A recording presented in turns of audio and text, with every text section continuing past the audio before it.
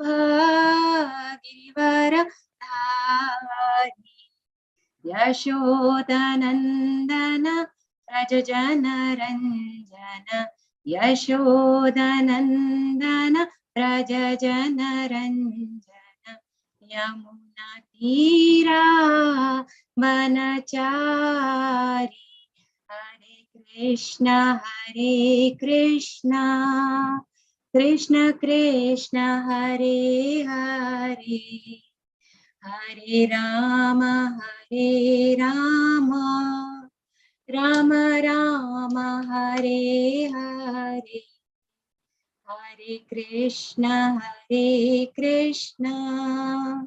कृष्ण कृष्ण हरे हरे हरे राम राम राम हरे हरे हरे कृष्ण कृष्ण कृष्ण हरे हरे हरे राम राम राम हरे हरे हरे कृष्ण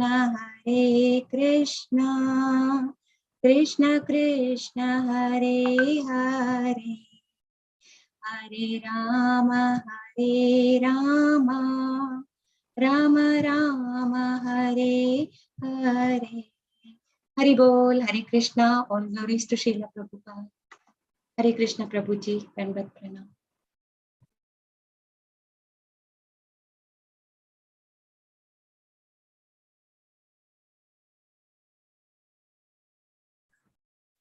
हरे कृष्णा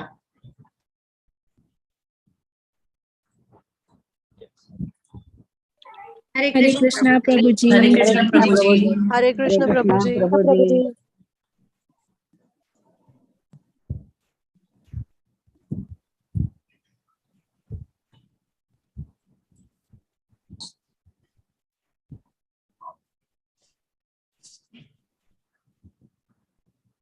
नमो विष्णुपादाय कृष्णपृष्ठाय भूतले श्रीमते भक्तिवेदांत स्वामी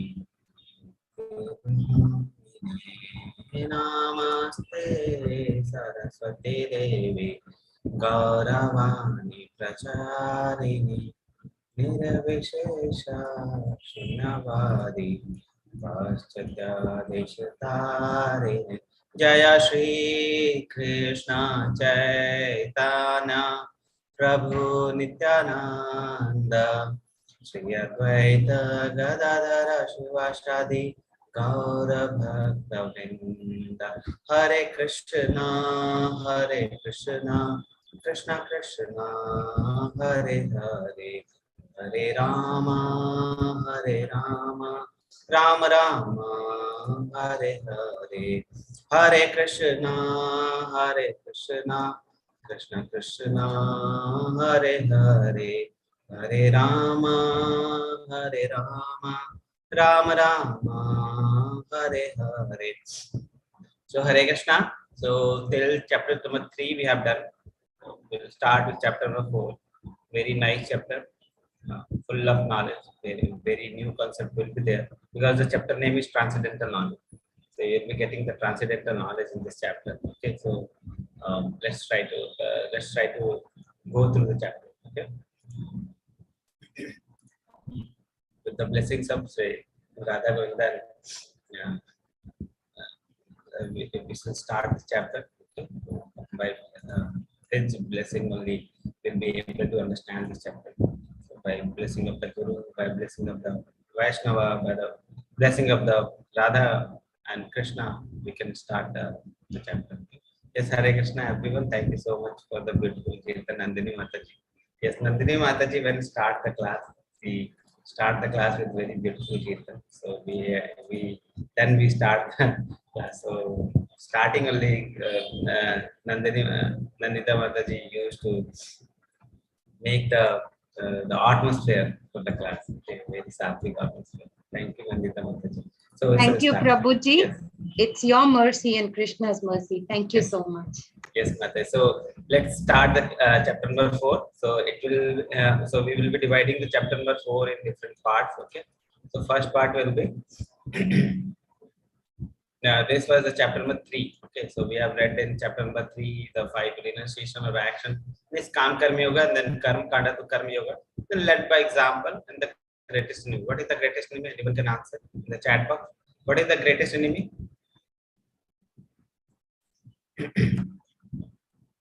Yeah, that is calm. That is lust. Okay. And what are the covering? What are the 3 covering? Our lust is the greatest enemy, Mataji, not our mind. Lust. Lust is the greatest enemy of the soul. And what are the covering? 3 coverings. 3 types of covering. Smoke, dust, and the mirror, baby. Yes, nice. So we'll start the chapter number 4. So this chapter also will be divided in 5 sections. So section number 1, knowledge about Transcendental Krishna. So we'll be talking about Krishna and his Janma, his Karma, and all those things we'll be talking in this section from the sloka number 1 to 10. Okay. This knowledge will be getting through Evam Parampara Prapta. So the what is disciplic succession we will be reading about the disciplic succession in this section. Then section number 2. Okay, Krishna as the goal of all paths as well as creator of Varnashrama system. So we'll read about Varnashrama system. What are the Varna and what are the Ashrama? And why they are made? Who made them? What is the purpose? Many misconfusion we have. Many myths we have related to Varnashrama system. Why these four Varnashrama system are there? What is the purpose? They are good or bad. So those misconceptions Krishna will be removing in section number 2. Okay, so from 11 to 15. Okay, and then Ye Yathamam Prapadante, we will be reading very important sloka, that is Ye Yathamam Prapadante. So the way we reciprocate Krishna, Krishna will reciprocate in that way. So we'll read about that. Then section number 3, that is Karma Yoga, from the sloka number 16 to 24. Okay, and we will be reading about Akarma, Karma, and Vikarma. So all those 3 will be reading in the section number 3, the Karma Yoga. The sacrifices leading to transcendental knowledge, and the summary of transcendental knowledge will read in the next part 2. Okay, so next step. So let's start. So transcendental knowledge about Krishna from the sloka number 1 to 10. That is section number 1. Okay. Yes, Mataji. Shri Bhagavanuvacha imam vivasvate yogam proktavanahamavyayam vivasvan manave praha manurikshva kavi bravit. So Krishna is telling about history. Okay, but history of how the Bhagavad-Gita has appeared in this world. Okay, in this earth, how it appeared. What is the history of Bhagavad-Gita? So blessed Lord said, I instructed this imperishable science of yoga to the sun god Vivasvan. So one person, one sun god is there. His name is Vivasvan. Okay, so the current sun god is the name as Vivasvan. So many sun god will be there, and the current which is currently the sun god, the name of that deity of the deity of the sun is called Vivasvan. And Vivasvan instructed it to Manu. Then Vivasvan gave it to Manu, the father of mankind. And then Manu in turn instructed it to Ishva. Okay, so we'll read about these persons and we try to understand when Bhagavad Gita appeared in this world, and how Brahma's life cycle also will be. Okay, so let's go, because this chapter is very, very big. Not big. The learnings are very, very lengthy. So we'll go quickly. Okay. So importance of parampara. So first is Krishna is saying about parampara. So he told the knowledge to Vivasvan. Then Vivasvan told it to Manu. Then Manu told it to Ishvaku. And in this way, this knowledge was coming down in the form of disciplic success. So one disciple is giving the knowledge to his disciple is giving knowledge to his disciple, like that. So one disciplic chain of successor is coming down. Okay, so that is the knowledge. Any knowledge which is bona fide should come in the parampara system, that is bona fide system. So any person who doesn't have a guru he cannot be a guru. Simply, the meaning of parampara system is that if any person who doesn't have a guru, he cannot be a guru. So one person should have a guru so that he can become a guru. Okay, so the meaning is parampara system is that so knowledge should come from the shishya to his shishya, from this shishya to his shishya, like that. So transcendental knowledge about Krishna should be received by disciples successfully. Okay, this reveals the truth about Krishna's form, his birth, and his activity. So, what is the transcendental knowledge? This reveals the truth about Krishna's form, his birth, and his activity. Knowing these truths, one who takes shelter of Krishna becomes purified at Krishna. So, if we know about this knowledge, then what will happen? We will, we know that Krishna is the supreme. Then what will happen? We take shelter of Krishna. Then what will happen? We will attain purification and then Krishna. Okay. Was Vivaswan the first sun god, or is the name of our sun god? No, no, not the first sun god. Vivaswan is the many sun gods are there. Okay. And the current sun god name is Vivaswan. Okay, so can you even read this? Hare Krishna. Yes, Chitra Mataji. Hare Krishna, Pranam Prabhuji. Bhagavad Gita was delivered by the Lord to the royal order of all planets, beginning from the Sun planet. Sun is the king of all planets. The kings of all planets needed to understand Bhagavad Gita to rule the citizens and protect them from material bondage to lust. The message that human life is meant for cultivation of spiritual knowledge should be conveyed to the citizens through education, culture, and devotion. Propagation of Krishna consciousness was necessary. In this millennium, the sun god is known as Vivaswan, the king of the sun planet. Sun planet is the origin of all planets within the solar system. In the Brahma Samhita, it is stated, Yet Chakshuryesha Savita Sakala Grahanam Raja Samasta Suramurti Ashesha Tejasa Yes Yadyarya Brahmati Sambharta Kala Chakra Govinda. Sorry, it should have been sung, Prabhuji. Govindamadi Purusham Tamaham Bhajami. Yes, Mataji. Should I try singing or it's okay? No, Mataji. Today's chapter is so long. That's why. Yeah. And there's so many knowledge. So the meaning in this is, first of all, we should understand the Bhagavad-Gita was spoken to the king. Okay, so king. So why the Bhagavad-Gita is being spoken to the king? We have read in the chapter number 3. So can anyone tell me why Bhagavad-Gita was mainly spoken to the king? Yes, chat box is open. You can quickly send your answers. Why Bhagavad-Gita is being spoken to the kings mainly? So it was spoken to the sun god, okay, the king of the all the planets, okay. Why the Bhagavad Gita was spoken to the king mainly? The answer is, we have already talked in the 3rd chapter. They were protector of all the living entity. Yeah, is it the correct answer? They were protector of all the living entity, so that he can propagate it to citizen. All citizens will follow the king. Yes, this is the correct answer. Okay, so last we have read the quality of the leader. Okay, leader should be like acharya. Acharya means they should teach by his acharya. Okay, so if the knowledge is given to the king, then king will follow the knowledge of the teachings of Bhagavad Gita, and certainly the followers of the king who are following the king, they will certainly follow this knowledge. Okay, so ultimately all the citizens will follow. Okay. So this is the thing. So it was given to the king so that other citizens can follow. Okay. So so Krishna consciousness, giving Krishna consciousness was necessary. So it was given to the king. So that after the king, other people can follow it. Okay.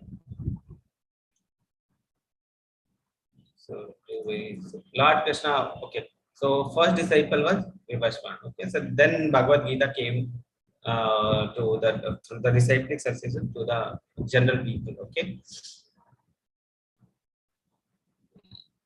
So,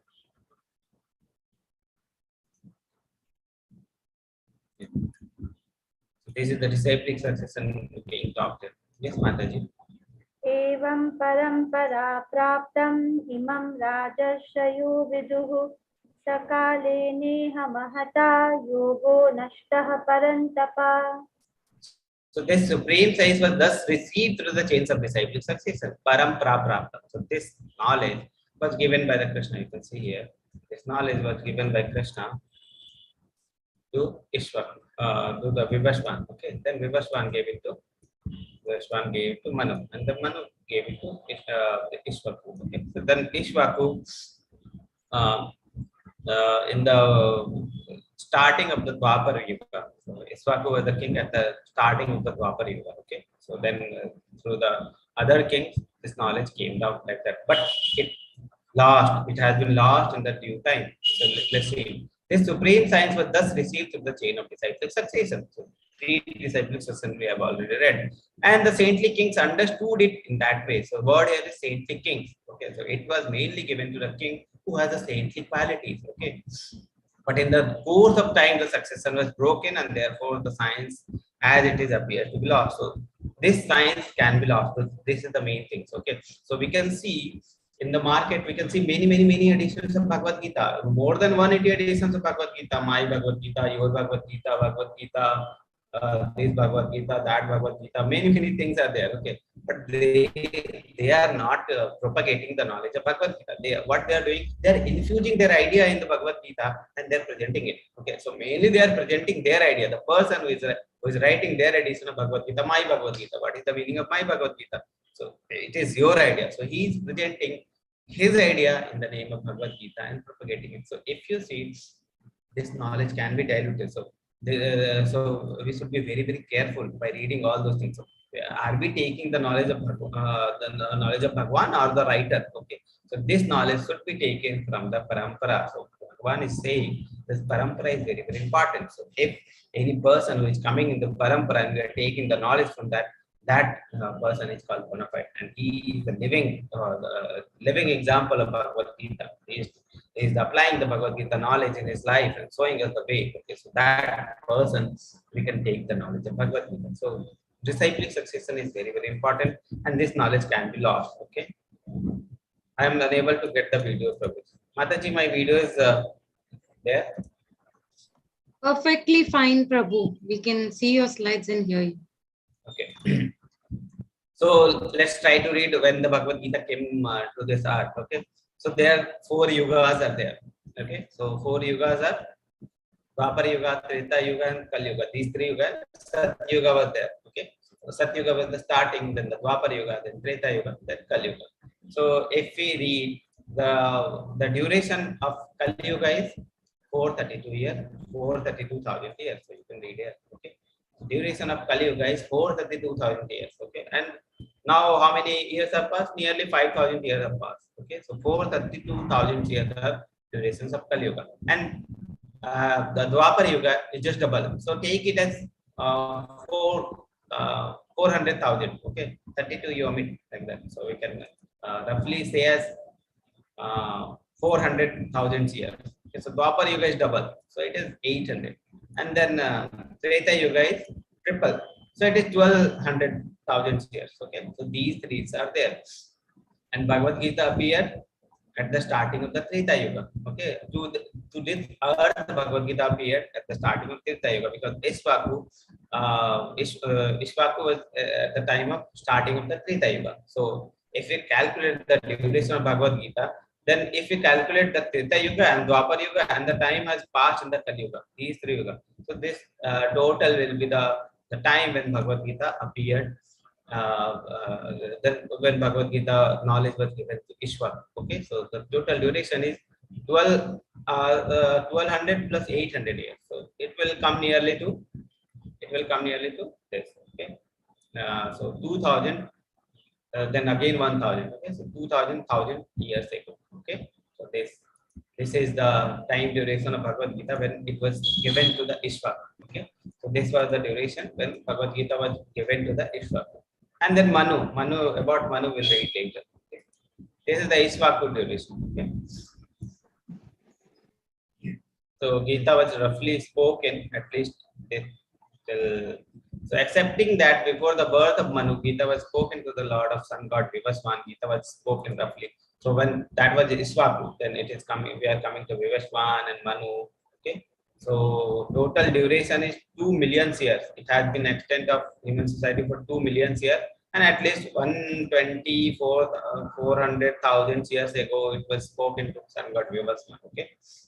And when this Kurukshetra battle happened, then it was again spoken to Arjuna. So he is spoken to by the Lord to Arjuna about 5,000 years ago.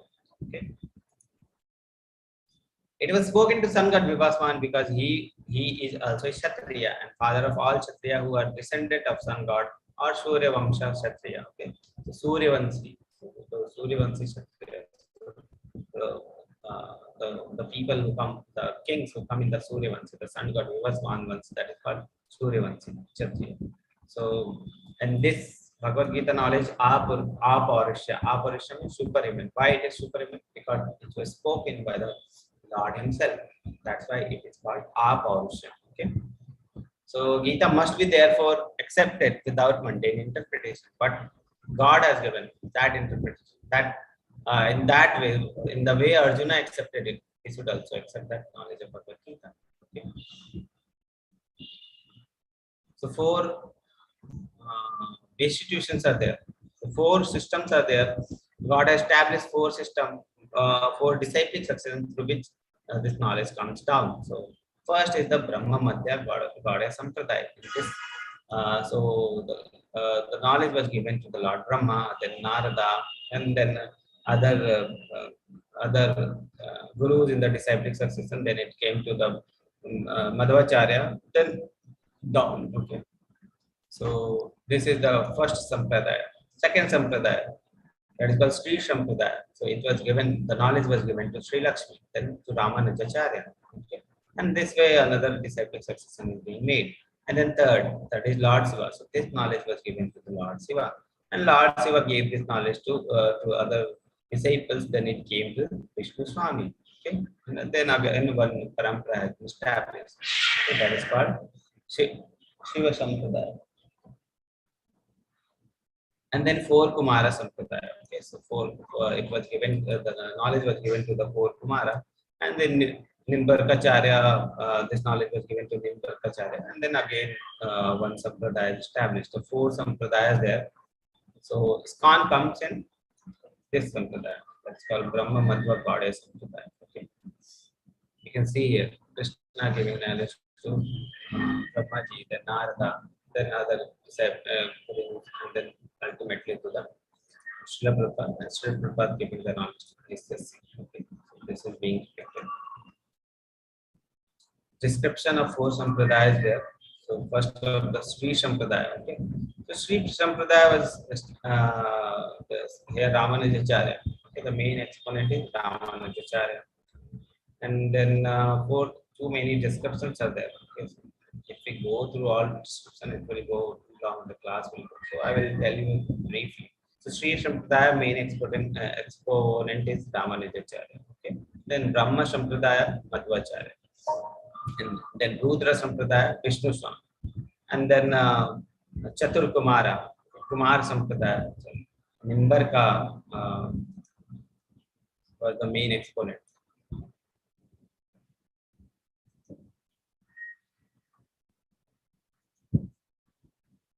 What is the significance of Parampara? The Bhagavad Gita is coming directly from the Supreme Personality of Godhead. It is transcendental knowledge and must not be altered in any way.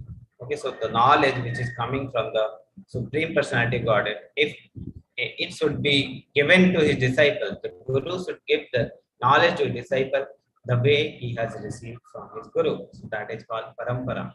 Okay. The knowledge of Gita must be accepted without material interpretation or by mental speculations. Okay, so the knowledge which are given in the Bhagavad Gita should be accepted without material interpretation or mental speculation. We cannot speculate the knowledge which is given because it is above our interpretation. Okay, it must be understood by the mercy of the Lord. Therefore, Bhagavad Gita must be accepted from someone who has achieved the Lord mercy. Okay, so mainly the Gurus. From the Gurus we should learn Bhagavad Gita teaching. That is the proper qualification. Having learned it properly from someone, having the proper qualification, we learn it properly. So that is called parampara. So this knowledge should be accepted. This knowledge should be learned from the person who is qualified. So who is, without altering the knowledge, without altering the teaching, if he is giving the knowledge, that is, and that person is coming with a bona fide disciplic succession, then we can accept that one. So in this, the life cycle of Brahma is being depicted. So many mathematical calculations will be there. So just try to focus what I'm saying. Then we'll try to see the chart, and because chart is very busy, so you will be confused. So just try to understand what I'm saying. Then we will look at the chart. Okay. So first thing is, what is the life of Brahma? So we'll be reading about what is the life cycle, what is the total lifespan of Brahma. Okay. So first is, there are 4 yugas are there: Satya Yuga, Treta Yuga, Dwapara Yuga, and Kali Yuga. 4 yugas are there. We already read that 400,000 years is the age of Kali Yuga, and Dwapara Yuga will be double, Treta Yuga will be triple, and Satya Yuga will be 4 times. So if you 4 times, 3 times, 2 times, and 1 time, if you combine all, so it will come at 10 times of Kali Yuga. That combining all the cycles, if you read, then it will come at 10 times of Kali Yuga. Then so if your total duration of Satya Yuga, Treta Yuga, Dwapara Yuga, and Kali Yuga will be 432,000 into 10. Okay, so this will be the total duration of Satya Yuga, Treta Yuga, Dwapara Yuga, and Kali Yuga. So if you combine all the 4, it is called a Divya Yuga. Okay, so you can see in the chart, in the lower side, it is mentioned that Kali Yuga 432,000 years, Dwapara Yuga double, Treta Yuga triple, and Satya Yuga is there. So if you combine all those things, it will come as Divya Yuga. So this is the Divya Yuga. Okay, 4 Yuga if you combine, then it will come as Divya Yuga. That is Kali Yuga duration into 10. That is the duration of Divya Yuga. Okay. So if you combine, now if you combine 71 Divya Yuga, it will call it Manvantara. Okay. So that is called a Manvantara. Okay. So if you are combining 71 Divya Yuga, then it will be called as Manvantara. Okay. And then the day of Brahma. Day of Brahma is called a Kalpa. Okay.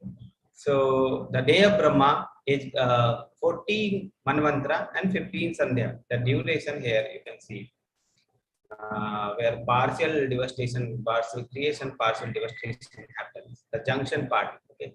That is called the Sandhya. So if you combine 14 Manvantara and 15 Sandhya, it is called as Kalpa. Okay. And one more thing is there. One Kalpa is thousands Divya Yuga. So Divya Yuga are there. So if you combine all the Divya Yuga, then all the Divya Yuga, thousands into the Divya Yuga is called one Kalpa. So one Kalpa, 1 day of Brahma is thousands time of Divya Yuga. Okay. So it is clear till now. Thousands times of Divya Yuga is called a Kalpa, meaning the day of night of Brahma also. Okay, so one Kalpa is the time duration of day of Brahma, and the same duration is called the night of the Brahma. So what is the lifespan of Brahma? Lifespan of Brahma is 100 years. Okay, so 100 years by this calculation. What is the 100 years for the Brahma? So 100 years means 365 of twice of Kalpa. So Kalpa, if you are 1 Kalpa for day and 1 Kalpa for night. So night. So 2 Kalpas are there. So 2 Kalpa means 1 day and night. So if you combine 1 day and night and multiply by 365, then 1 year of Brahma will be there. And if you multiply it by 100, then it is called 100 years of Brahma. So that is the lifespan of Brahma. Okay, so we'll see more details so that you can understand.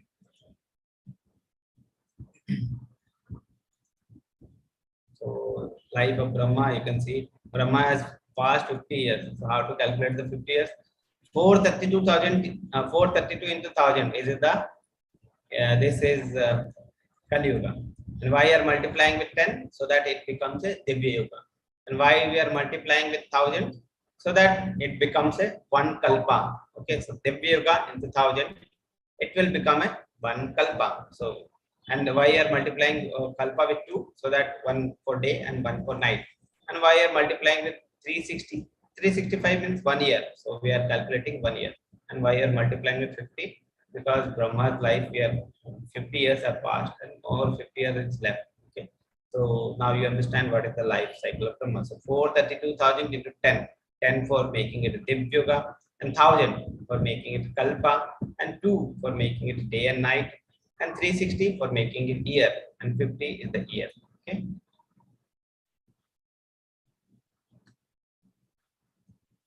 Now during the class, some different questions are coming. So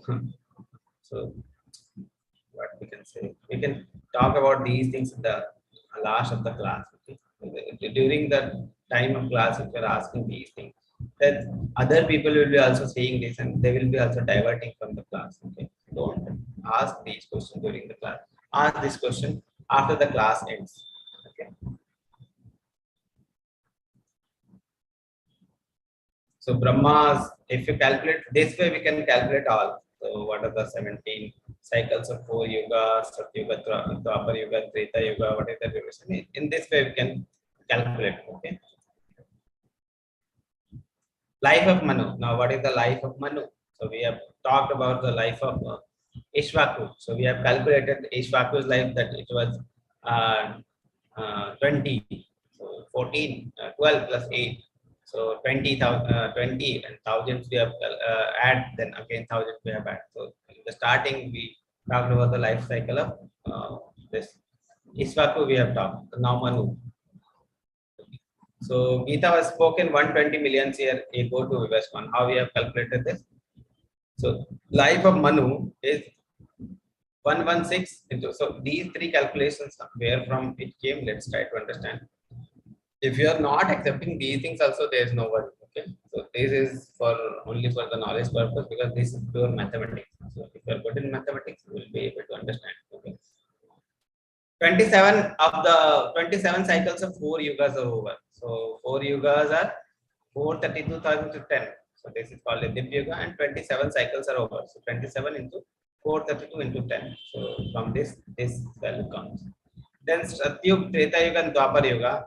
So we have 3 yugas, we have multiplied by 9 into 432,000. So this has come. And then Kali Yuga, this much year has passed, 5,117 years. So if you are adding all those things, then this will come. So, accepting that before the birth of Manu, Gita was spoken by the Lord to his disciples and got Vivaswan. So Gita has come to this. Gita was spoken about this million years ago. Pure mathematics. If you read the purpose of Srila Prabhupada, you will be understanding all those things. So we have already told all those things. Just skip these things. You can calculate, because too many things are there to discuss in this chapter today. So we'll be skipping. While reading the purpose, you will be able to understand. If you are not able to understand, just let me know. I will tell it in the tomorrow or the next class. We will discuss if you are not able to understand. Yes, Mataji. स एवायं मया तेद्य योगः प्रोक्तः पुरातनः भक्तोऽसि मे सखा चेति रहस्यं ह्येतदुत्तमम्. Okay, so what is the qualification of Arjuna? Why Arjuna was chosen? Many people ask this question. Why Arjuna was chosen? What is the qualification of Bhagavad-Gita? How we can understand Gita? The meaning is how we can understand Gita. What qualification we should have so that we can understand Bhagavad-Gita. So those qualification is discussed in this sloka. So what is the qualification? Arjuna's qualification is Arjuna is devotee and friend. Okay, so Arjuna is Bhakto and Sakha. Okay, so Arjuna is a devotee and a friend. Accept Krishna as Supreme Personality of Godhead. He accepts Krishna as Supreme Personality of Godhead. His qualification is this. So only a devotee can understand. So how we can apply this sloka in our life? Only devotee can understand this knowledge, not who do not accept Krishna as he is. So many people are there. If you find, if you search, if you go in the people around you, many people, okay, I have read Bhagavad Gita 10 times and his life is same as before. Why his life is same as before? Because the mood which in which he is reading Bhagavad Gita is not like Arjuna. Okay, the Arjuna's mood is we should understand Bhagavad Gita as a devotee, as a friend. So if you're trying to understand Bhagavad Gita other than a devotee, other than a friend of Krishna, being envious of Krishna, who doesn't have faith in Krishna, then this knowledge is not for you. You won't be able to assimilate the teachings of Bhagavad Gita in your life. So first qualification you should have is you should have faith. You should be non-envious toward Krishna so that you can understand those teachings in your life. Okay, so if you try to understand one thing, if you are envious of any person, if he is giving you anything, any good teachings also, you won't be able to understand. You won't be able to assimilate those teachings in your life. You will be opposing that teachings, those teachings only. So first thing is we should accept Krishna as Supreme Personality of Godhead. We should the mood should be non-envious with faith in Krishna. Then we will be able to understand Bhagavad Gita knowledge.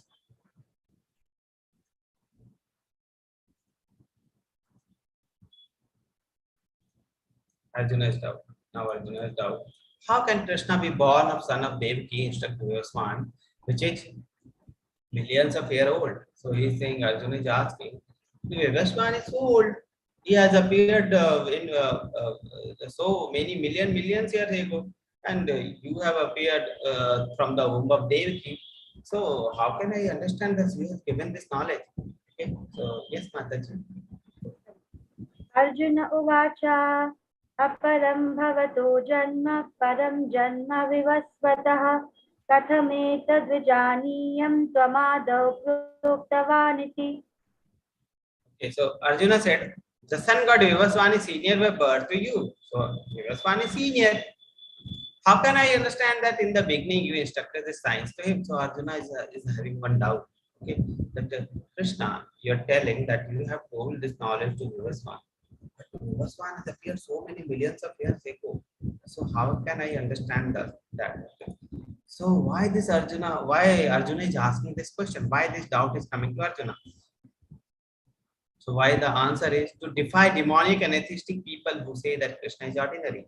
So Arjuna is knowing that many people will be coming after that. So who will be telling that Krishna is an ordinary person, he's a simple person. So to answer those people, Arjuna is asking so that Krishna only will answer those things, those part that he is not ordinary. Okay. Wants Krishna to speak his authoritatively. So wants Krishna only to speak on this matter. Okay, so that Arjuna is asking this question. He doesn't have that. It doesn't mean that he has doubt on Krishna. He is doubting Krishna's Supreme Personality of Godhead. He is saying for the people who will be coming in the Kali Yuga. So Arjuna is inquiring these for those who do not believe in Supreme Personality of Godhead. Arjuna knew perfectly that Krishna is the Supreme Personality of Godhead. Yet he has asked why. For the atheist who consider Krishna as ordinary man, come to know that Krishna is superhuman, that he is Satchidanand Vigraha, the eternal form of bliss and knowledge, that he is transcendental, and that he is above the domination of modes of material nature and above the influence of time and space. So Krishna will be speaking about him after this question of Arjuna. Okay, so that other people who will be coming in the Kali Yuga, they will be knowing about Krishna. So these are all purports only. So if you go through the purport, these things will be written. No problem. You can go through the purports and read these things. Now Krishna will be revealing his position. So let's see. Yes, Mataji. Shri Bhagavan uvacha bahuni me vyatitani janmani tava charjuna tanyaham veda sarvani natvam vedha parantapa. Ani ham veda sarvani means aham veda sarvani. Veda means knowing. Aham means I. So I know everything what has happened. So we have taken many births, Arjuna. Krishna is saying we have taken many births, Arjuna, together, but you were changing the body, but I was same in the same body. Okay, so you and I were past many births. So Krishna is Supreme Personality of God is saying many births, both you and I have passed. I can remember all of them, but you cannot go subduer of enemies. Krishna is saying, Aham Veda Sarvani, I know everything, but you forget all those things because you are changing this body. And with changing the body, all the previous knowledge is being lost. Okay. Yes, Mataji, 4.6. Ajopi sanna vyayatma bhutanamishwaropi san prakritim swamadhisthaya sambhavamyatmamayaya.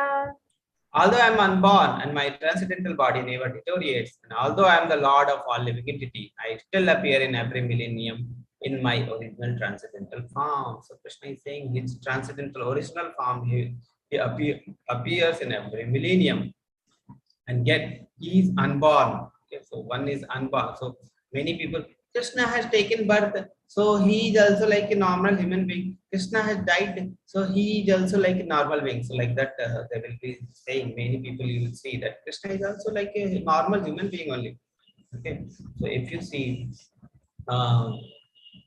when Krishna appeared, he appeared before Devaki and before Devaki and Nand Maharaj in the form of four-handed form. Okay, so he given darshan first, then he transformed into in the form of a child. So it is not like a normal birth. Okay. So Krishna is not like that. Krishna has taken birth and he will die. Not like that. Like sun god. Okay, sun is there.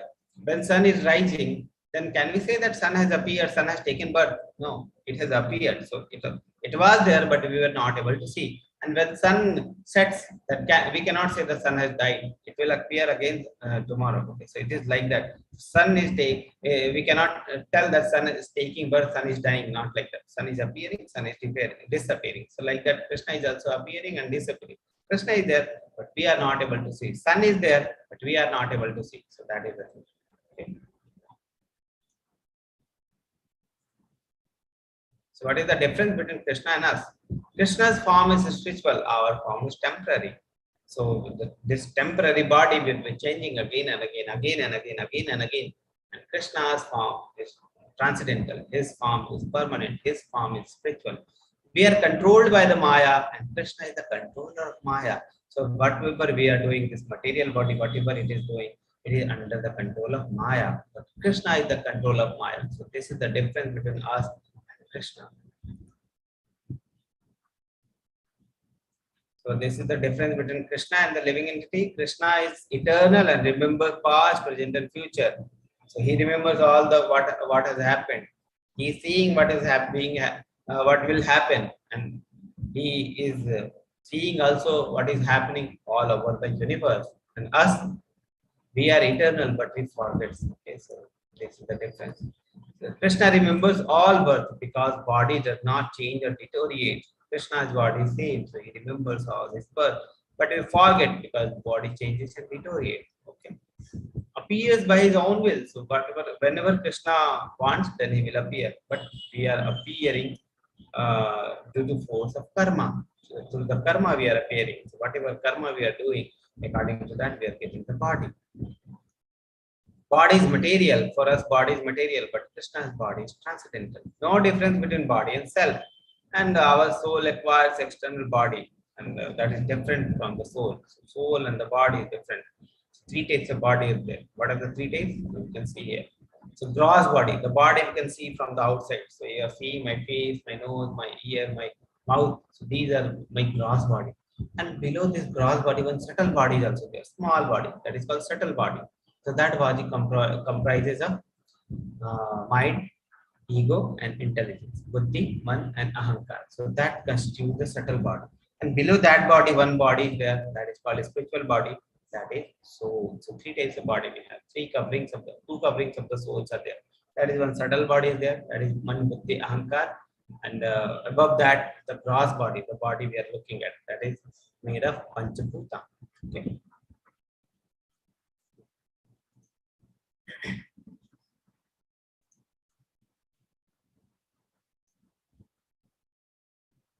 So we'll read here. Although his body does not deteriorate like a material body, it still appears that Lord Krishna grows from childhood to boyhood and from boyhood to youth. But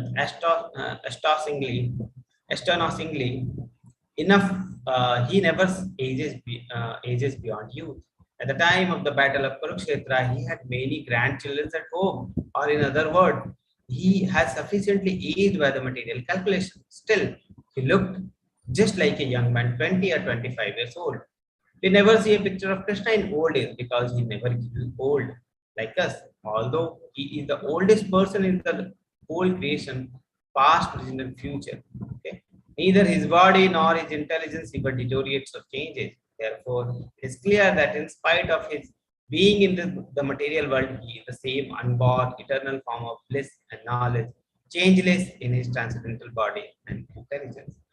But Krishna transcendental body, uh, all things are taken from the purpose. So if you go to the purpose, now when does Krishna appear? Very very famous sloka. So so now 4.7 and 4.8 talks about his activities. It's explained why and when Krishna appears and reason for it is. And so why Krishna is appearing, we'll read in these two sloka, 4.7 and 4.8. Yes, Mataji. यदा यदा हि धर्मस्य ग्लानिर्भवति Bharat अभ्युत्थानमधर्मस्य तदात्मानं सृजाम्यहम्. So Krishna is saying, whenever and wherever there is a decline in religious practice, or descendant of Bharata, and a predominant rise in irreligion, at that time I dissent myself. So what is that religion? So if there is decline in the irreligious practice, and rise in irreligion is there, then Krishna will appear. So you can see Kamsa is trying to kill sister Devi, and Nandi Maharaj is trying to stop. Then Krishna will appear.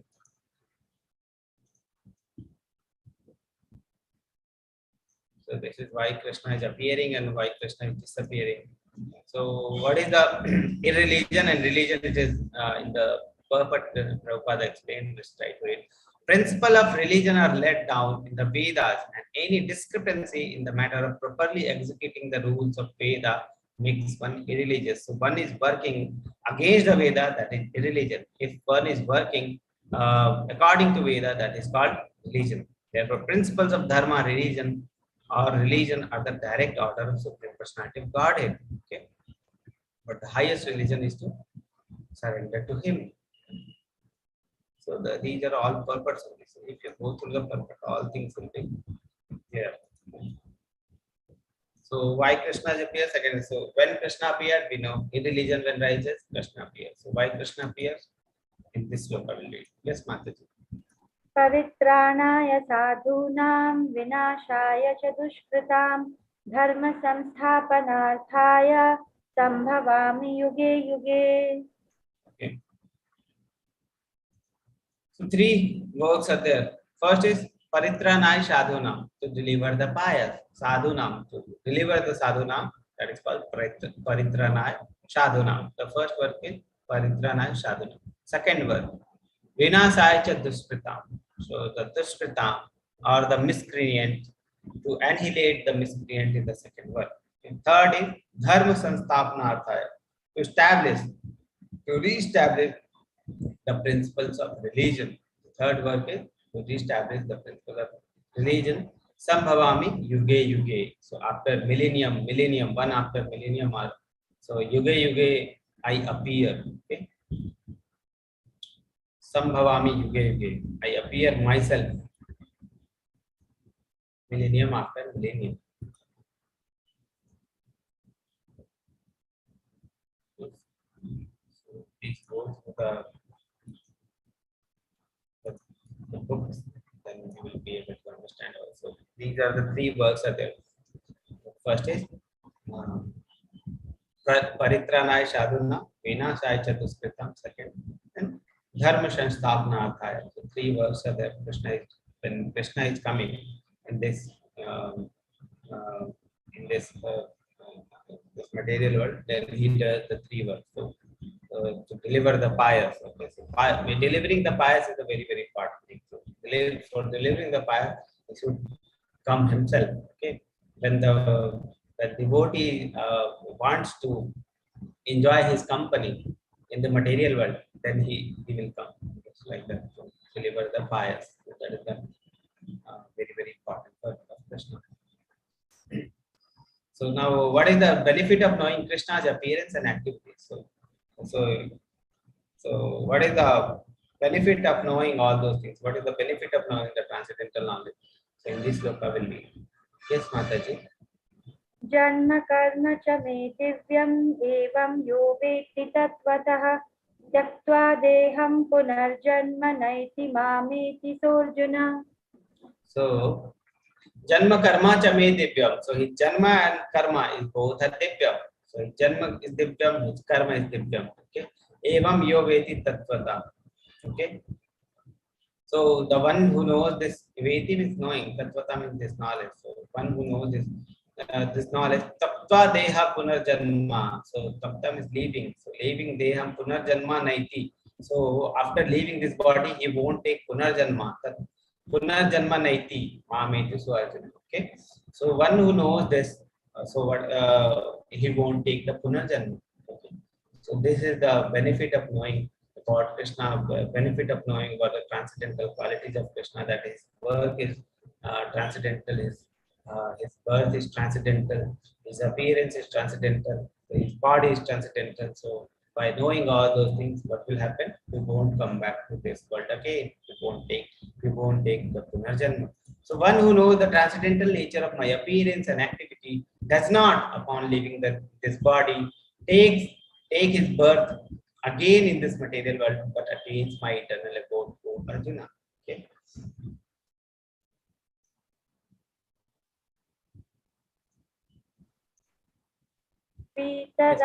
पीतरागभयक्रोधा मन्मया मामुपाश्रिताः बहवो ज्ञानतपसा पूता मद्भावमागताः. These three words are there. What are the three words? After leaving those three things, we can understand Krishna. Okay. Veet means without. Okay. Raga, Bhaya, and Krodha. So without Raga is attachment. Bhaya is fear, and Krodha is angriness. Okay. So without attachment, fear, and anger, Manmaya Mam Upashita. So fully engage yourself in me. Okay, taking shelter of me. Okay. So let's read this. Being freed from attachment, fear, and anger, Raga, Bhaya, and Krodha. Being fully absorbed in me and taking refuge in me.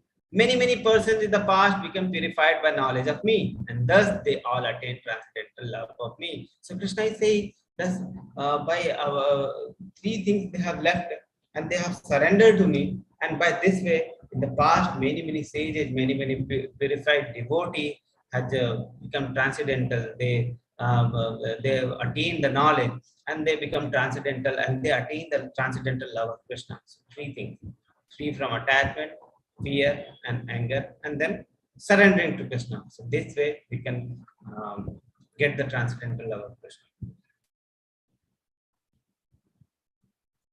So let's read. This is impersonal.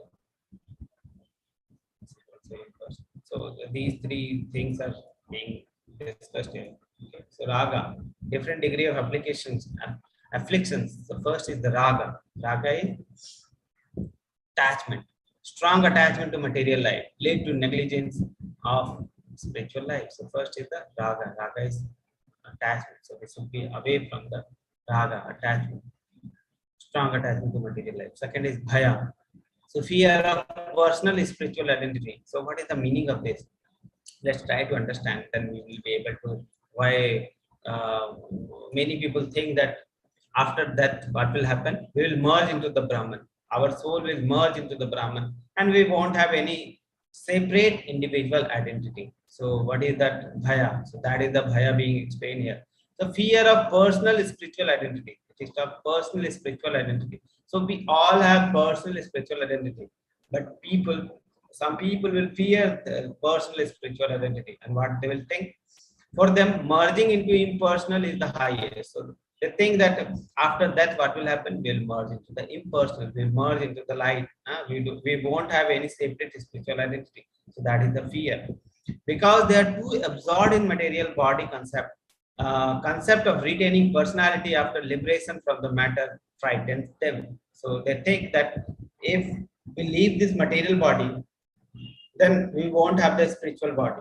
Okay, because they are fearful of the body because they fear the concept of material body they have, and they think that same the spiritual body we will also have. So they fear from the spiritual identity, and that fear is called personal fear identity, and they think that after that what will happen, we'll merge into the supreme, so we won't have any spiritual identity, separate spiritual identity. That is called fear. So example, they will give the analogy. What is the analogy they will give? Impersonalist is the person who thinks that Lord is not personal. They think that Lord is impersonal. Okay, impersonalists compare living entity to the bubbles in the ocean which merge into the ocean. They think that we are like a bubble in the ocean. We are Atma is like a bubble in the ocean, and they will merge in the ocean and they will become one. Okay, so like that. Prabhupada explained, we are like creatures, like small fishes are there. Okay, so even if we're in river, we will be fishes. Even if we are in the sea, we will be fishes. So our separate spiritual identity will be there. Okay. Then third is the krodha. So one is the raga, second is the bhaya. So we should be away from the raga, we should be away from the bhaya. Okay.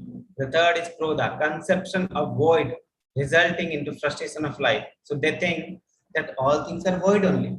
All things are like formless only. There is only energy is there. So all things are void only. There is nothing personal. All things are void only. So conception of void resulting in frustration of life, and this concept of void, the later will change into krodha. Okay, become angry of all sort of spiritual speculation out of hopelessness takes to intoxication, and this voidness, for killing this voidness, what they will do?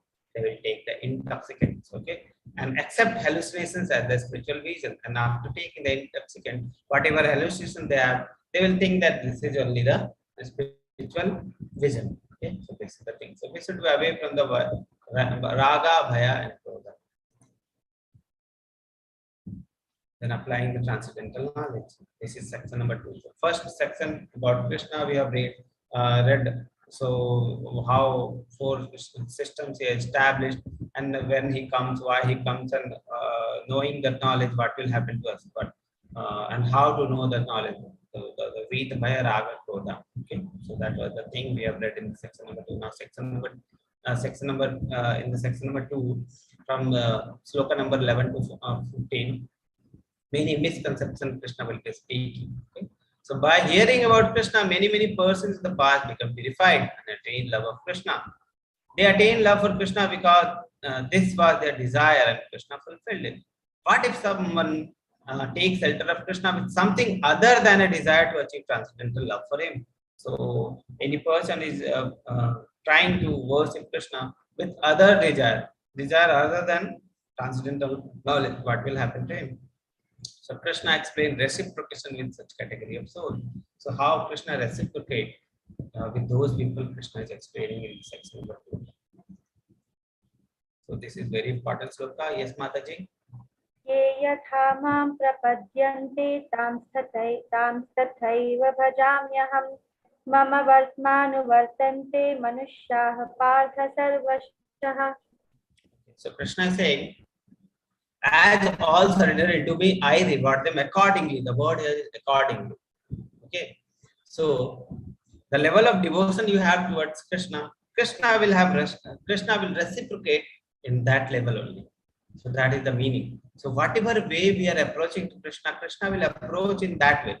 Okay, so there are 5 types of rasas are there. So I will be discussing all those rasas. So the way we are reciprocating Krishna, Krishna will reciprocate back to us. So in this sloka we can see that all things depend on us. Whatever way we are approaching Krishna, Krishna will approach me. So that is the subtle thing. Subtle thing is the all things depend on us, our free intelligence. That is called minute intelligence, minute freedom we have. So Krishna has given us minute freedom. We were talking about the minute freedom in the last chapter, in the 3rd chapter. So minute freedom we have. According to the freedom, we take our decision, and all those things. But whatever decisions we are taking, this is creating our future. So that is the thing. So first thing is all things depends on our thinking, our intelligence. So first thing is we should sharpen our intelligence. Krishna has given us freedom, but to choose right between between those freedom, this would have sharpened our intelligence. And how we can sharpen our intelligence? Just answer me in chat box. How we can sharpen our intelligence? How we can sharpen our intelligence? Krishna has given us intelligence. Okay. Krishna has given us the freedom, minute freedom we all have. Okay. Ye yathaman prapadyante. Whatever way you are approaching me, I will give the result in that way. So first we should sharpen our intelligence so that our choices should be good between the religion and irreligion, between what we should do, what we should not do. We should choose between them. How to choose that between those? If we have correct intelligence, then we can choose between those. Okay. So, and how to correct that intelligence? By reading the Shastra, by the association of devotee, by chanting, by purifying ourselves, then we can have the knowledge what is correct, what is wrong, okay? And we can choose between the two things, Okay. So, ye yathaman prapadyante. Krishna is saying, whatever way you are approaching me, I will reward you accordingly. Okay. So this is the thing. So all things depends on our intelligence. The basic thing is our intelligence should be sharpened. Our intelligence should be correct. Our intelligence should correctly tell us what is correct, what is wrong. Okay. So all surrender to me, I reward them accordingly. Everyone follows my path in all aspects. Oh, son of Krishna. So whatever path is there, Arjuna, ultimately they will come to me. Ultimately they will come to me. If they are worshipping something else, some else thing they are worshipping, ultimately they will come to me. But the thing is, the ultimate source is me only. All things are culminating into me only. But thing is, the way you are approaching me, I will reward you accordingly, like that. Okay. So we should use, the meaning is we should use our intelligence very, very correctly. Okay. Minute freedom we have.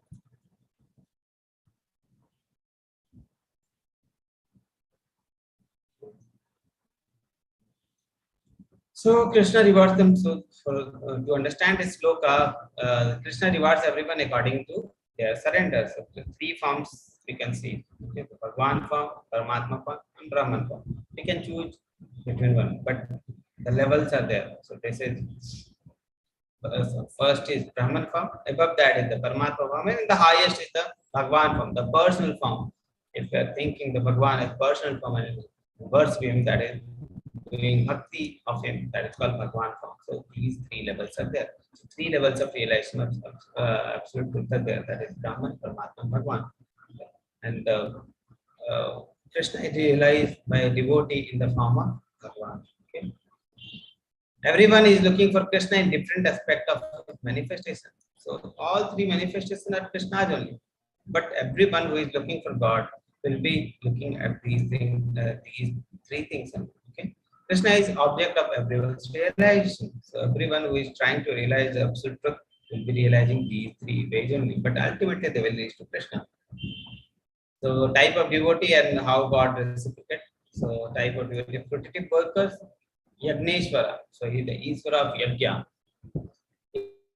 They will worship the Brahma Jyoti. So they will think Lord as Brahma Jyoti. Yogis, they will mystic power. They acquire mystic power from the Lord. Okay. So yogi try to meditate on the Paramatma form, and then devotee. So they will reciprocate. They will try to reach Krishna in the five primary rasas. So they feel or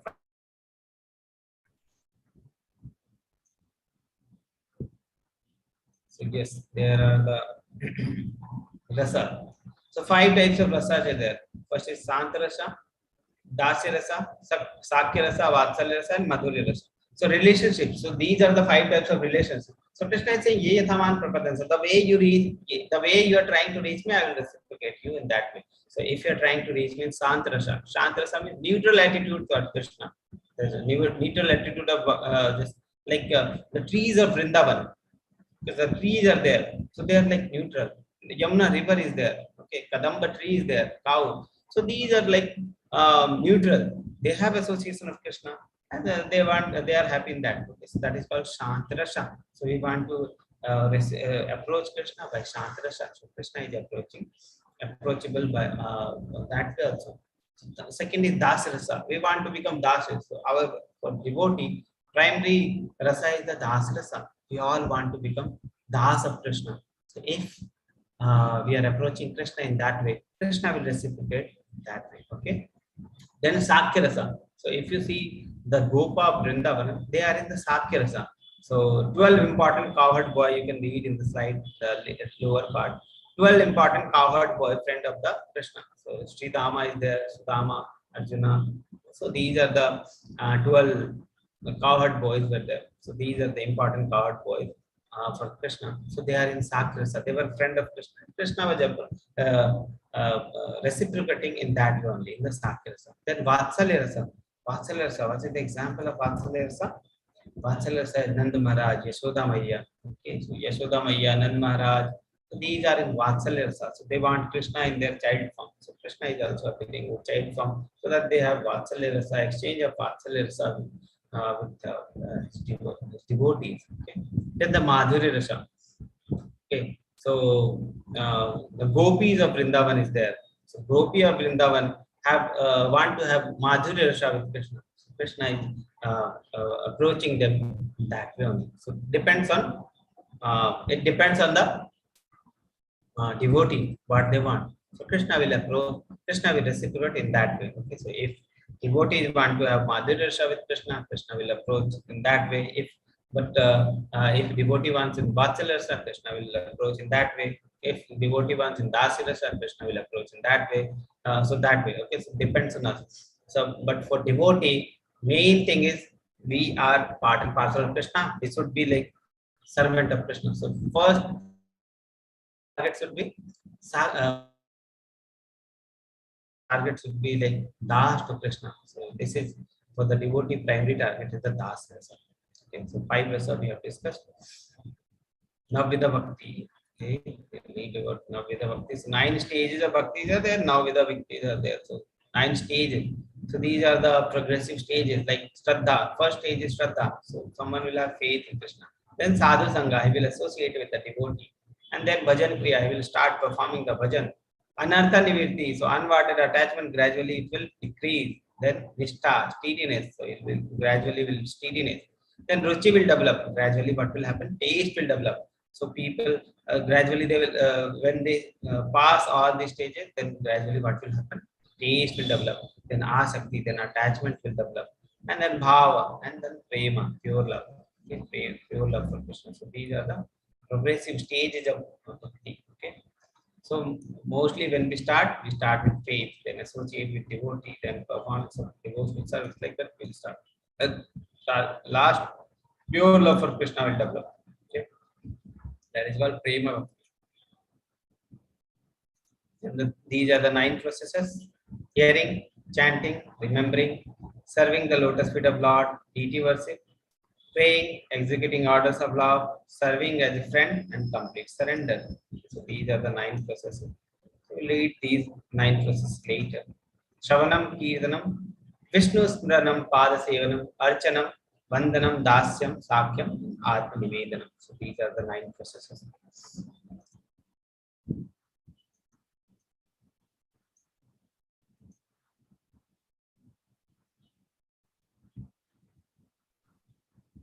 Yes, Mataji. काङ्क्षन्तः कर्मणां सिद्धिं यजन्त इह देवताः क्षिप्रं हि मानुषे लोके सिद्धिर्भवति कर्मजा. Men in this world desire success in the fruitive activity and therefore they worship the demigods. Quickly, of course, men get results from the fruitive work in this world. So the word used is Shipram. So you can see here. The word used here is Shipram. Shipram means Turant. Turant is quickly. So why the people worship demigods? Question is why the people worship demigods. Demigods are devatas. So in the level 1, we have read that demigods are the different devata who are appointed by Krishna to run this material world. So running this material world, they are also like human being only. They are appointed. They are great devotee of Krishna. So Krishna has given them the service of managing this material world. So demigods are also working for Krishna only. But why people worship demigod? So by worshipping demigod, they ultimately worshipping Krishna only. But why they are worshipping demigod? To get the fruitive activity, result for the fruitive activity, and they will get those results quickly. Okay, that's why they are worshipping the demigods. Men in this world desire success in the fruitive activity. Therefore, they worship the demigods quickly. Of course, men get result from the fruitive work in this world. So, Devata will give the result quickly, but what they will give? Material result only. So, the people who are mad after the material result, they will worship the demigods and they will get the results quickly. Like Hiranyakashipu, you can see Hiranyakashipu are worshipping Brahma. What you want? You want the material results, okay? Ravana, he was worshipping the Shivji. Okay, he wanted material results. Demigods are not different form of God, but they are God's different part and parcel, delegated with different grades of power to manage the material world, like the body and its part. Body, there are different parts of there. So demigods are like different parts. The Vedas say Nitya Nityanam, God is one, Ishvara Parama Krishna. Okay, Krishna is Ishvara Parama. So all of them are part and parcel of Krishna, and Krishna is Ishvara Parama. These demigods are all living entities. They are Nityanam, they are all living entities, but they cannot be equal to the Supreme Personality of Godhead. So they are part and parcel, but they are not equal to Krishna. So this is the meaning.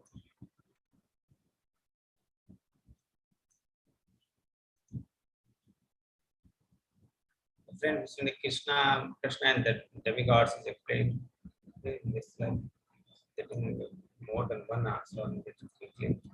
So, Mataji, I think we can read because these slides are too busy and very important teachings are there in these slides. So I think we'll take these slides tomorrow so that we can understand. So I'll start with the 4.13 from tomorrow. Chaturvarna Maya system. So what is the meaning of caste system? We'll start from 4.13. Okay, Mataji? Sure. Because it's getting too late. Then more than 1 hour already. Chapters and these concepts are very important. So we'll take tomorrow. Okay, Mataji? Yes, Prabhu, thank you so much. Yes, and questions were there from the last class. Yes, So I'll Prabhu, try to 6 put, questions. yeah, I'll try to put. So just I will start the slides here.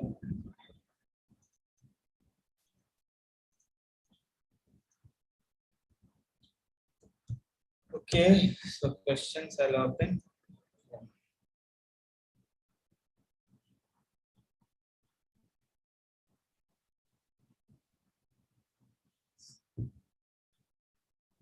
So I will read the question and I'll ask the devotees only what they think about this question. What is the answer? Then I'll answer. Okay.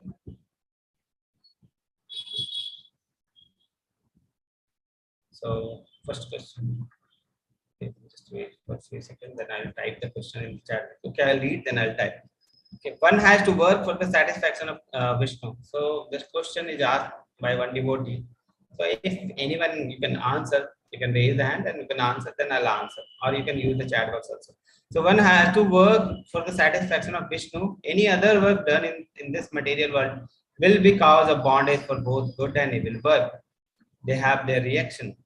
One should therefore act very diligently gently under the expert guidance of a devotee of Lord Krishna. So this was the quote and question is, so my query is, when we are doing some charity in an old age home, or are we are helping children in orphanage, or we are helping any needy,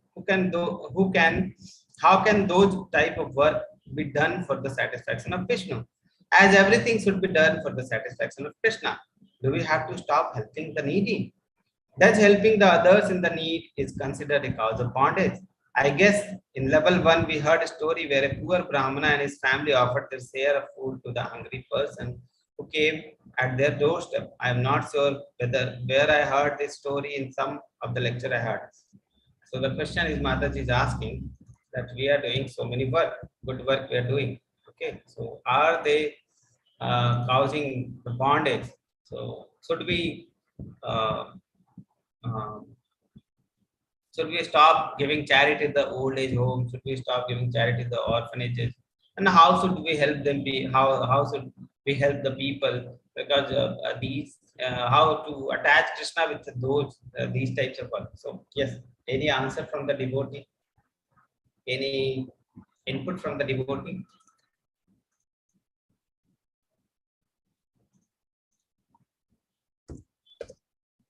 They can raise their hand, Prabhu, we'll unmute them. Yeah, you can raise the hands, that Mataji can unmute.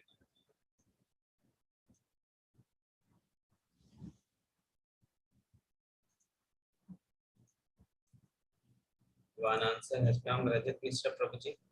Yes, Mataji. Hare Krishna, Prabhuji. Yes, Prabhuji, Hare Krishna. Prabhuji, I think you had covered that charity should be done at the right place at the right time to the right person. So, if we How are to doing look at this perspective, Prabhu? Is it correct to give charity to the orphanage or to the old age home, or how we can attach Krishna in these activities? How we can bring Krishna in these activities? everything that we are giving, first we have to offer it to Krishna. And then, so if we are giving money, then we have to first offer it to Krishna, and then either agency which is doing this thing on the behalf of Lord Krishna, then we should find that agency. Because it could be that we are giving charity thinking that these people are, doing good work, but they actually may not be doing good work. Okay.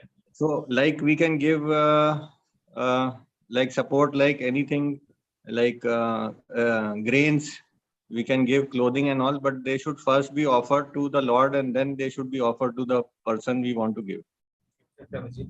Yes, That is nice my answer. Yes, any other perspective? Who is reading the books? We can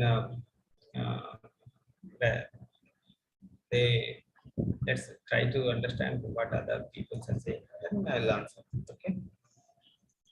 Yes, any other answer? I've already typed the question in the chat box.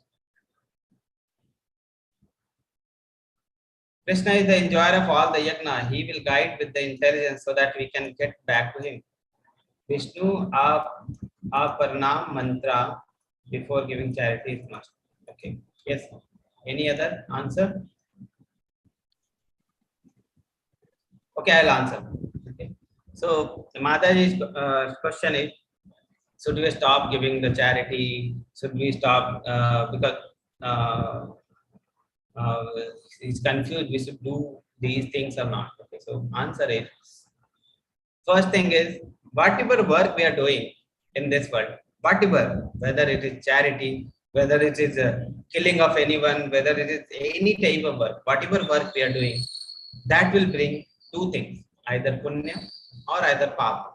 Okay, so if we are giving charity to old age home, it may bring punya. Okay, and if depends on intention. If you want to, in the intention of punya, you are doing, you want to get attention, you want to get attention from the public, you want to get attention from the other people, you are getting attention from the neighborhood. They are saying, no, this person is very nice. He used to give very good charity. So intentions may be different. So depending on the intention, many people intention will be material only. So whether we are giving charity, whether we are killing, whether we are inflicting pain to someone, those all things are on the material platform. So how to convert that material platform to the spiritual platform? So first thing is, if any work we are attaching Krishna in that work, that will become above that material platform, above the material platform. So if we are attaching Krishna to this work of charity, so that will become transcendental. So how to attach the Krishna to the charity? So if you are going to old age home, so try to give them the knowledge of Krishna. They won't come back again to this world. So that is the greatest thing for them. If you are helping them with money, with the only clothing, only the food, they will come back again in this world, and according to their karma, they will get their results again. So even if you are doing punya, even if you are doing papa, for the results of those activities, you have to come back to again this world, because the work you have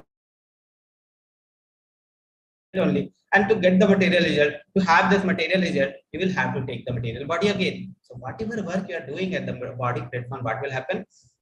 You will come back again to this world. So this will cause bondage. unless and until you are attaching to Krishna, you are going above the result, material result, then only that work, then that work can bring transcendental happiness, transcendental love in your life. Okay, so thing is, we should attach Krishna. So how to attach Krishna? If we are going to old age home, try to give Krishna to them. Okay, try to give not the temporary food, not this temporary shelter and all those things. Try to give them Krishna so that they are not coming to this world again. So for orphanage, same thing. Try to give them Krishna. Okay, so if you are giving only the food or the center, what will happen when they grow up?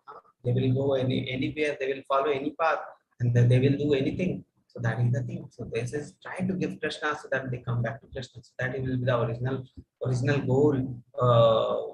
That should be the original goal. Okay. So if you are working for that, if you are working for the spiritual results, then the results will be spiritual, not the material. So this will be the my answer for this question, Mataji.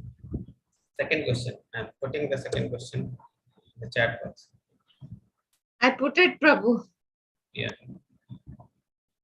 Second question. Anyone can answer the second question?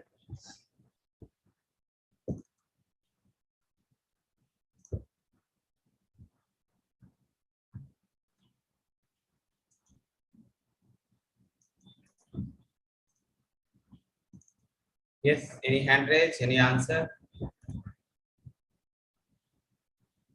One answer. May I try? Yes, Mataji. You can raise hand.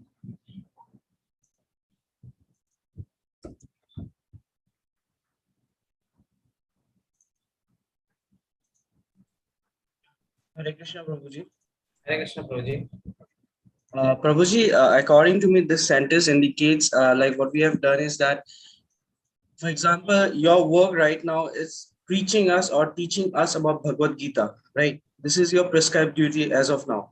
So this is your duty. But for me, as of now, my prescribed duty is like doing my work or my daily corporate work, something I do, or what I'm good at. For example, I'm good at cooking and I'm earning my salary from that. But you are doing preaching, and I see that any of my mind sees in other way that you are preaching and you are earning a handsome salary more than me. So what my mind would do is, I would say that, okay, let's just stop my work of this cooking thing and go towards preaching, because of that monetary thing that this guy is earning so much. So let's do one thing. I'll just shift my career prospect to this thing and I'll earn more. And for a better example is like, for example, it happened when I was watching YouTube like 2 days before. I was seeing like one of the YouTuber was doing this cooking channel, and his friend tried that stuff, but it didn't turn out well, and he didn't get the success that his friend got while he ventured into this field. So according to the prescribed thing is that God has given us something, the talent or passion, what God has given us. According to the intelligence only we can do stuff. So if we can get to know that, and we venture only into that thing, then we get our whatever you say, like hard work leads to success or something. But if we venture to something which we are not made of, we ultimately go to a failure. It's I guess this is the thing, Prabhuji. Okay, so let's try to understand. Yes, Prabhuji, you are trying to.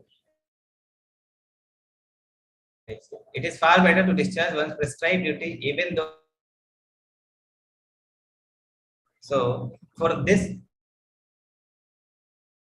for us, one duty is for our spiritual self, one duty is for our material self, that is body. So one duty is spiritual. So our spiritual duties are there, then our material duties are there. Okay? So if we divide those duties, then the level of duty, like try to do our spiritual duties. Okay, then the duty which is our prescribed duty. Then third, the duty which we want to do. The third, the duty which we want to do is come the lowest. Okay, the first duty is spiritual duty. So first thing is spiritual duty. The first, our preference would be the spiritual duty. So our spiritual duty is first. Second is the prescribed duty. Now prescribed duty, What is our prescribed duty? So for prescribed duty, we have to understand the Varnashrama system. Okay. So what is the Varnashrama system? So let's try to understand the work of a this brahmachari. The brahmachari is work to study. So they should study. And then grihastha. Grihastha should take care of the family. They should take care of the society. They should take care of the people. Okay. So that is like this 4 ashramas there. Okay. And then according to that, also the 4 varna system are also there. Brahmana, Kshatriya, Vaishya, and Shudra. So that things are there. So let's try to understand. If a Grihastha is there, like Arjuna is there. So example we have in Bhagavad-Gita only. Arjuna is a Grihastha. He has his family here. He has his peoples are there to take care. Okay. And he was saying, no, I will go and beg, and then I will in this way I'll be living my life. Okay, I don't want to fight. I will go and I will beg, and then I will live in this way. But as Krishna said, no, you have to fight. Okay, so that because that is your prescribed duty. You are a Kshatriya, your duty is to fight. You are a Grihastha, your duty is to take care of the family, not that you will go to some other place, a secluded place, and do the preaching and beg and eat. Okay, so this is the thing. So whatever thing you are good at, you are good at. Now, what is your prescribed duty? Your prescribed duty is to fight. You should fight like that. So you can take so and the Varnashrama system. You think of by birth, it is written in Shastra that birth we are all Sudra only. Okay, and according to our qualification and according to our guna, according to our modes, we will develop those qualities. So by birth, if you see, everyone is Sudra only. So whatever people you are seeing in the Kali Yuga are mostly Sudra only. Okay, we have not elevated ourselves. So mostly we are Sudra only. So we are doing the work of Sudra only. So if we are going above that mode, so if you are working in the mode of tamoguna, getting above that rajoguna, then getting in the satoguna, and then pure satoguna, in that mode we are working, then we will be elevating on those modes. Okay, so that is the thing. And one more thing is there. So our duty, whatever our duty is, we should do our duty. Like this, all the duties, like the Varnashrama system, Ashrama system, Varna system, these are mainly for the men. What is the prescribed duty for women? Can you tell me? What is the prescribed duty for women?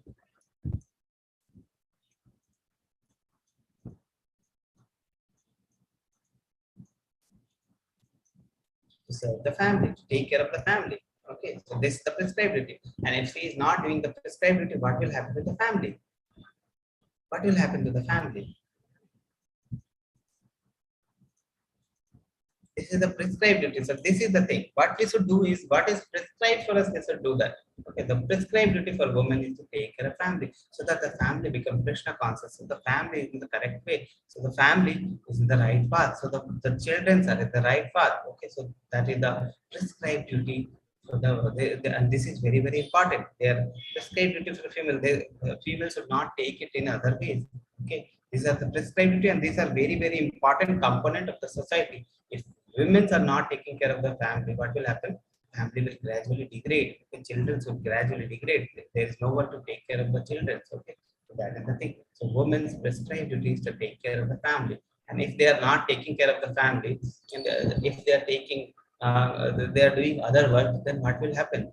Then the family will degrade gradually. Okay, and if you are not correct in taking care of family, gradually, if you are engaging in that service, what will happen? You will learn gradually those things. And if you're learning gradually, what will happen? If you're seriously doing your prescribed duty, what will happen? You will learn that quality. Those quality you will learn. Okay. So what we should do? We should do our prescribed duty seriously. Well, it doesn't matter we are perfect or not. Gradually, the perfection will come. Okay. So that is the thing. So I think I have answered second question. Mataji, third question. Prabhuji, there was a related question. Would you like to answer that?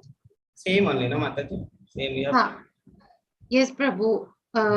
It is said that we must do our job imperfectly instead of doing another person's job perfectly. In today's world, does it not show inefficiency, lack of skills and initiative if we follow this? No, Mataji, this won't come because Initially, we will be imperfect only. Okay, if you are telling it is not a grave offense to do the job imperfectly, especially in case of doctor or similar profession. So even if you're a doctor, even if you're similar profession, any profession you have, initially will be imperfect only. So gradually, when we are sincerely doing our duty, so that is what this shloka is reflecting. This will do our duty perfectly and sincerely, so that gradually perfection will come on that way. Okay, so that is the thing. So even if doctor is there, similar profession is there, imperfect initially.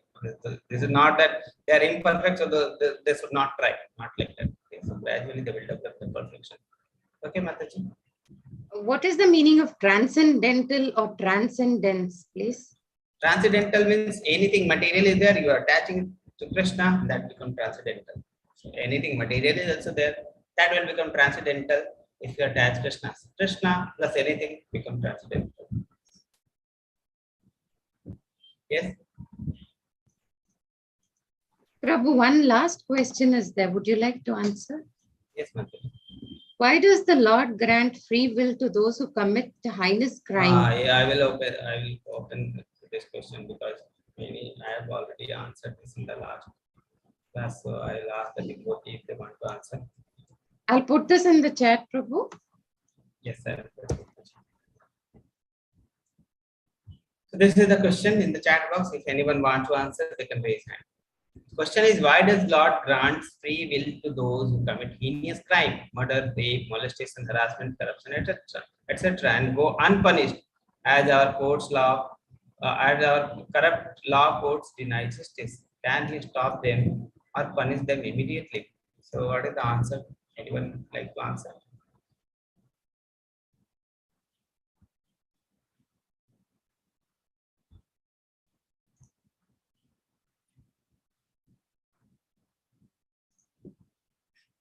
Based on past karma. Yes, based on past karma, we get the results. Yes. Any other answer?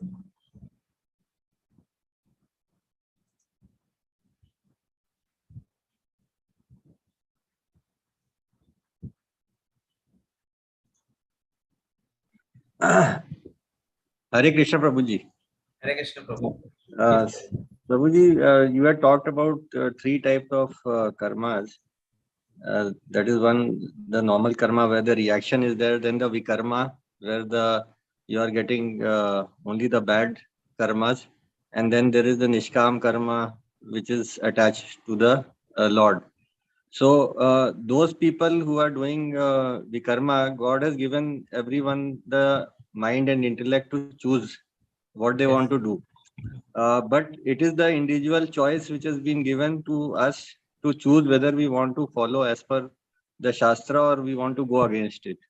Most of the people who are doing it are ignorant and they don't know what is going to happen to them. So Yes. they keep doing it. And even those people who are in the justice who are not acknowledging this, they are also doing in the mode of ignorance only because they don't know the Shastras. So everybody who will come to know the Shastras will follow finally the Nishkam Karma Yoga. Otherwise, they will keep doing karma and vikarma only. The question, Prabhu, is why does Lord grant free will? That is for our purification. Then Yes, only once we understand, yes, then only yes. the soul will get purified. Yes. So the thing is, love comes with the free will. So if you love someone, then you will give free will. Okay. Otherwise, you will force someone, then there is no love only. Okay. So if your child wants something, your child wants ice cream, then what will happen? So you have given some free will to them. Okay. So if the child wants anything, based on that, you give the results. Okay, like that. Okay, so wherever there is love, there is no love, there is a forcefulness is there. So if there is love, there is some minute independence is also there. So if you're minute independent, not like any other many all things are not in our control. Only minute independence is there, and for that we should develop our intelligence like that. Okay, so wherever there is love, there will be minute independence, and that independence is for our purification, so that we understand that what is correct for us, what is good for us, what is not good for us. Okay. Yes. Yes. So I Those think- were the questions for the chapters Prabhu covered till now. Okay.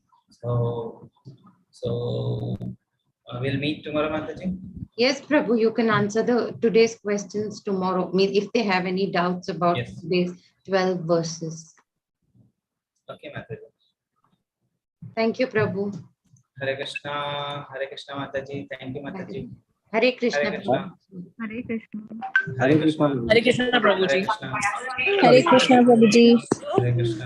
Hare Krishna.